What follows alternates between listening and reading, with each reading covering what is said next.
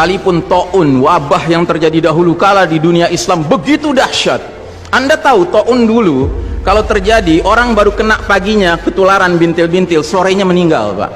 Kalau sekarang orang di swab positif, sekian belas hari dia isolasi mandiri, kemungkinannya dua, kemungkinan sembuh, kemungkinan mati.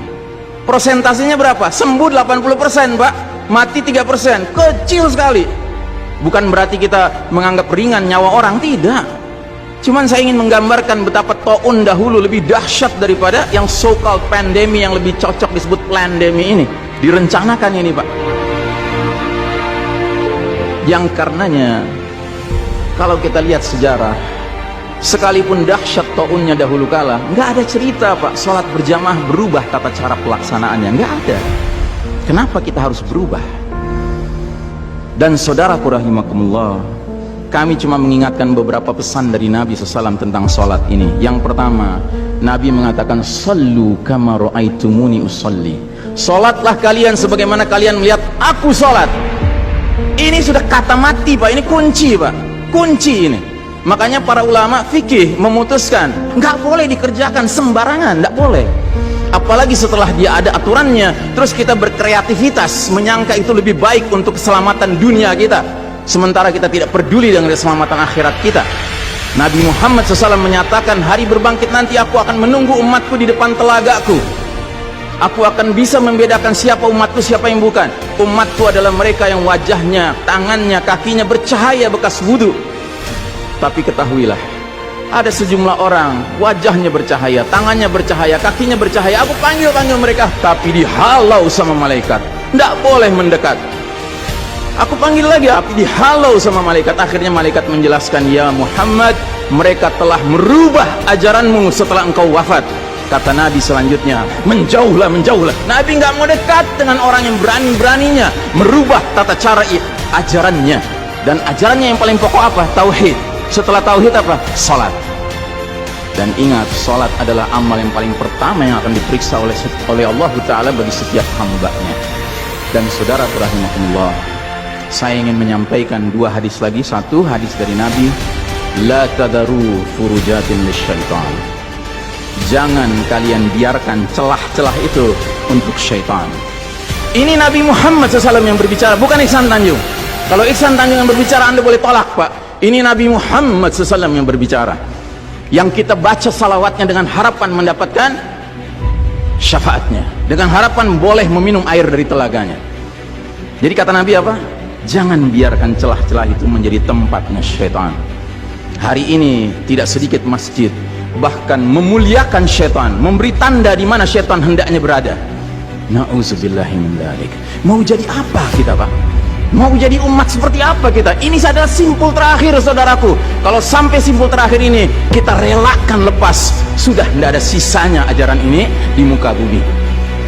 Karenanya saudaraku rahimakumullah, bagi saya urusan sholat berjamaah dan tata caranya ini bukan urusan pilihan fikih, Pak. Ini urusannya adalah urusan dengan musuh Allah Ta'ala. Hadis yang terakhir, kata Nabi SAW, innal yahuda qad sami'u dinahum. Sesungguhnya Yahudi sudah bosan dengan agama mereka.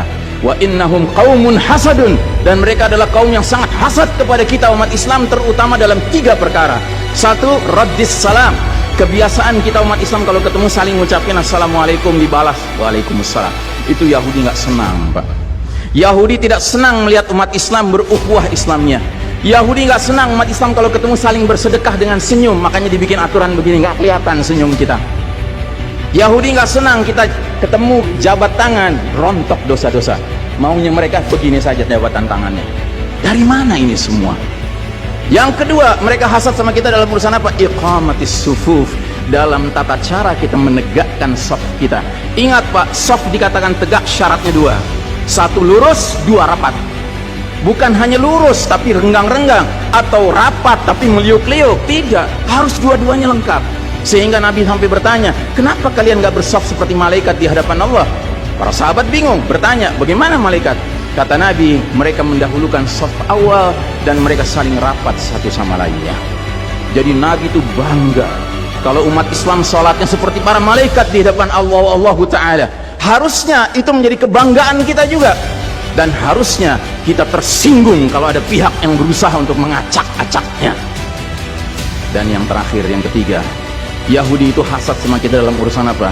Dalam urusan umat Islam, di belakang imam salat wajibnya mengucapkan amin. Makin keras suara amin itu, makin geram mereka. Karenanya mereka bikin aturan, sempat 2 bulan masjid ditutup sama sekali, nggak terdengar suara amin dari jamaah karena nggak ada yang boleh ke masjid. Tapi sekarang setelah dibolehkan, masjid yang bisa muat 2000 orang cukup 500 orang, cukup 700 orang, supaya apa? Sekurang-kurangnya aminnya bisa berkurang. Maka sekarang pertanyaan besarnya adalah, untuk siapa kita sholat? Atau untuk mereka?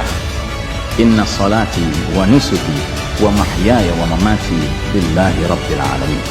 Mudah-mudahan apa yang saya sampaikan tidak membuat bapak dan ibu makan nggak kenyang, tidur nggak nyenyak, tetapi semakin sadar betapa kita sedang hidup di era penuh fitnah di akhir zaman, dan musuh-musuh Allah sedemikian sistematis, sedemikian terencananya membuat kita sadar tidak sadar meninggalkan din kita.